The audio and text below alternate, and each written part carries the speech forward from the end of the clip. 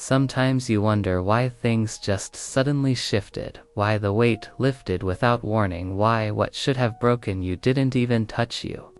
And it's in those moments of unexplainable peace, in those narrow escapes, in those silent victories, that you realize it wasn't luck, it wasn't chance, it was God, it was the Spirit moving in the unseen, fighting in dimensions you cannot see, blocking attacks you never knew were coming, shielding your soul from things that would have destroyed you. And you didn't pray for it, because you didn't see it, you didn't ask for it, because you didn't know it existed, but God did, and that's what makes him God.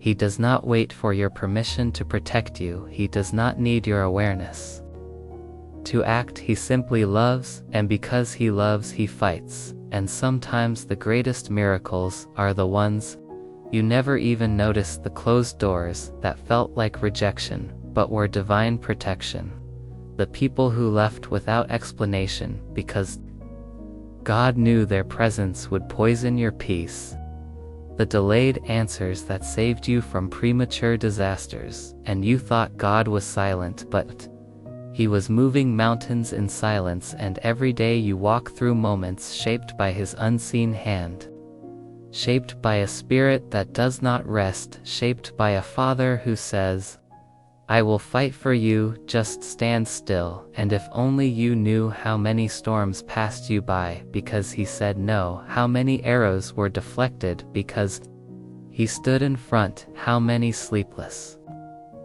nights never came because he covered you with peace, then you would fall to your knees, not in fear, but in gratitude, because the battles you never saw were already won by a God who never sleeps. And maybe that's why you're still here, not because you were strong, but because something greater than you refused to let go. And you didn't even know it then, but in your weakest hour, when everything in you said, I can't do this anymore.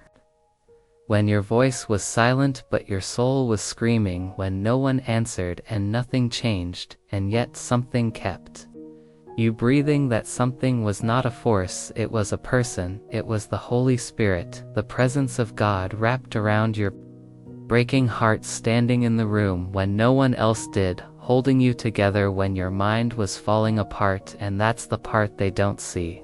They see you standing, but they don't know what held you up. They see your calm, but they don't know what whispered to your storm. And it wasn't motivation, it wasn't willpower, it was God himself sitting beside you in the dark saying, I'm not leaving, and I know it hurts, and I know you're tired, but I'm still here, and even if everyone walks away, I remain. And that is the kind of love that doesn't need noise, doesn't need applause, doesn't need validation, just presence, silent, strong, faithful. And maybe that's why the moment you were ready to give up, you felt peace out of nowhere. Maybe that's why the moment you broke down, something told you to breathe again. Maybe that was not your strength returning, maybe it was the Spirit moving and reminding you that you're not carrying this alone. And even now, even in this moment, he's closer than your thoughts and stronger than your fear. And this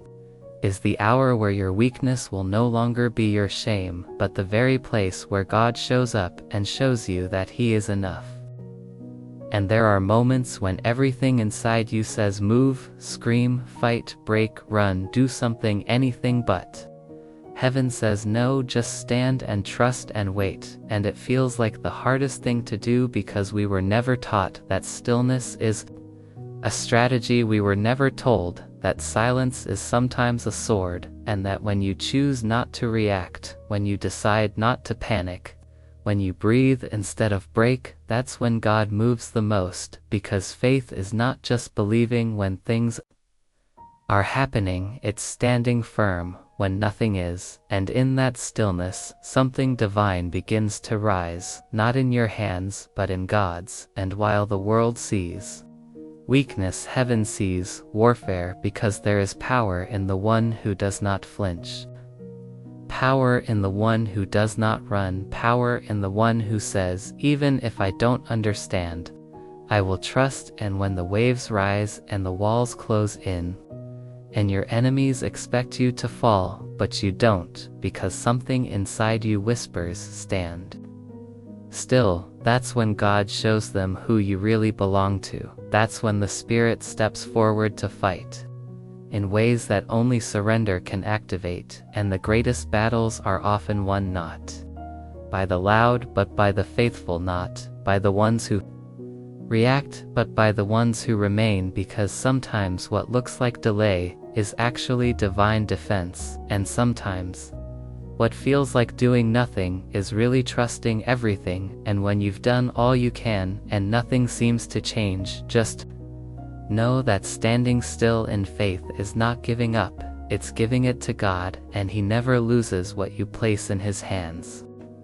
And maybe that's why everything you tried didn't work, because it was never about your ability.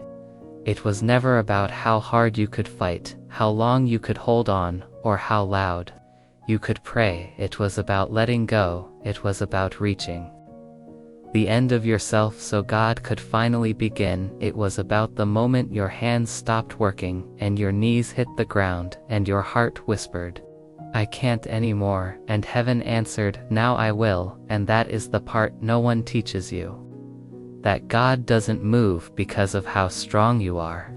He moves because of how surrendered you are, and that surrender isn't quitting, it's trusting. It isn't weakness, it's wisdom. It's saying, God, I know I can't carry this, so I won't pretend anymore. And when you stop performing, stop striving, stop forcing things to make sense, that's when peace enters the room. Not because the situation changed, but because your position did. Because God is not asking for your might, He's asking for your empty hands, so He can fill them with His own. And every time you lay your burden down, every time you say, not my will but yours, you give God permission to show you how powerful He really is. And yes, surrender feels like losing control, but that's only because you were never supposed to carry it alone. And what breaks you is what will break open the heavens, and what looks like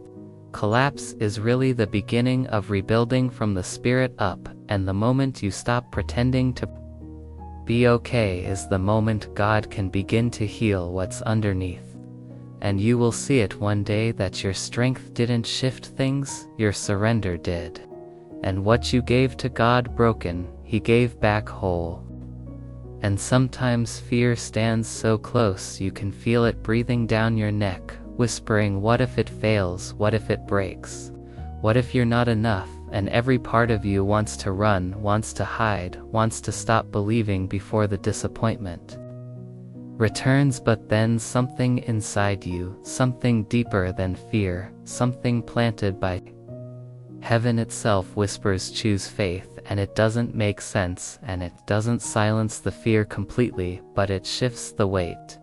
And that small, yes, that tiny step, that quiet trust, is all it takes for God to move. Because faith is not the absence of fear, it is the decision to believe in spite of it. And when you choose to believe when everything around you says don't, that's when the Spirit begins to move. That's when heaven begins to align. That's when the ground under your feet becomes holy, because faith has entered the room, and God responds not to how loud your prayers are, but to how willing your heart is to believe. And every time you say, I trust you, even with shaking hands, even with trembling hope, even with tears in your eyes, the Spirit begins to work in places you cannot see. He begins to move in people you've never met, in circumstances you didn't even know were broken, because one act of faith releases divine movement. And where fear builds walls, faith opens doors. And God is still the God who honors the quietest yes and the smallest seed of trust. And maybe the breakthrough you've been waiting for is not on the other side of strength, but on the other side of choosing faith again.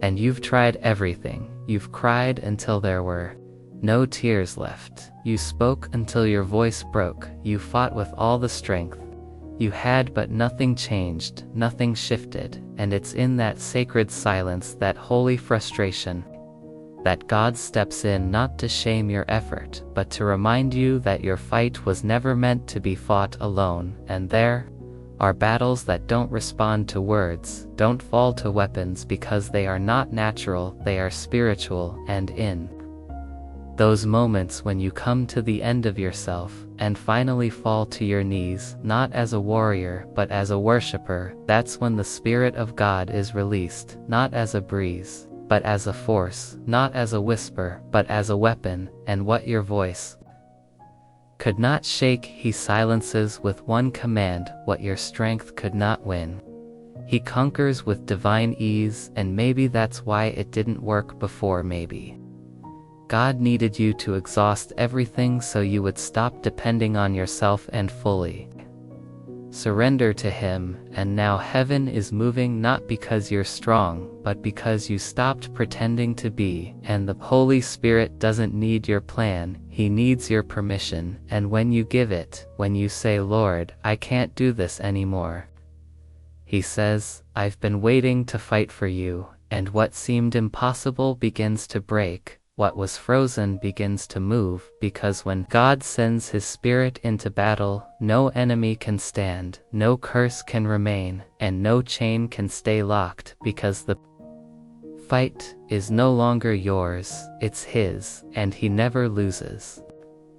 And maybe all this time, you thought faith meant fighting harder, proving yourself, fixing what broke, and making sure you never fell again. But what if faith was never about you being the hero? What if it was about stepping back so you could finally see who the real hero is? And faith is not about taking control, it's about giving it up. It's about standing at the edge of the Red Sea, with nothing but trust, and watching the waters split wide, not by your hand, but by his. And that's where real peace begins, not when you win, but when you realize you were never supposed to fight alone.